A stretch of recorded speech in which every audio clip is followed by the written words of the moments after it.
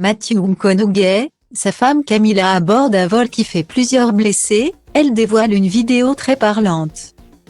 Ce mercredi 1er mars, un avion en provenance d'Austin et censé atterrir à Francfort a subi de fortes turbulences, au point de devoir se poser à Washington, en urgence. Parmi les passagers, Camilla Mkonogué, l'épouse de Matthew Mkonogué, qui a partagé une image très parlante sur Instagram. Il y a quelques mois, un jeune homme de 18 ans s'introduisait dans une école primaire au Texas. Au Texas et ôtait la vie à 21 personnes, dont 19 enfants. Un drame qui a bouleversé les États-Unis. Alors que les débats sur le port d'armes ont immédiatement été relancés. Parmi les personnalités dont la voix a particulièrement été entendue, Matthew Mkonogué, lui-même originaire du Texas, est né à Uvalde, la ville où s'est déroulée la tuerie. Uvalde, au Texas, c'est là où je suis né.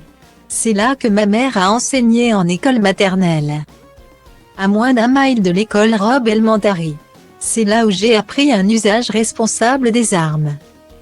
C'est de là qu'on m'a téléphoné quand la nouvelle de la tragédie est tombée, avait-il déclaré ému aux larmes, lors d'un discours adressé aux membres du Congrès. Matthew Mkonogué, qui vit au Texas avec son épouse Camilla et leurs 3 enfants, est très actif sur les réseaux sociaux.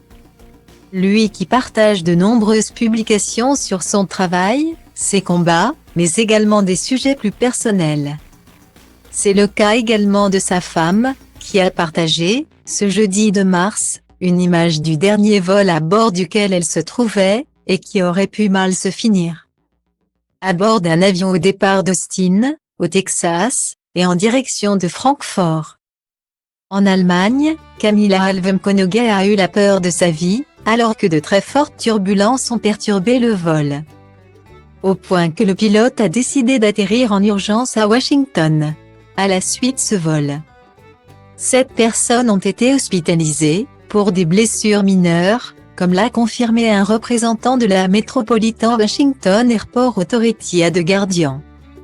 Sur sa page Instagram, l'entrepreneuse et mère de famille a partagé une image des désastres causés par les turbulences prise à l'intérieur de l'avion.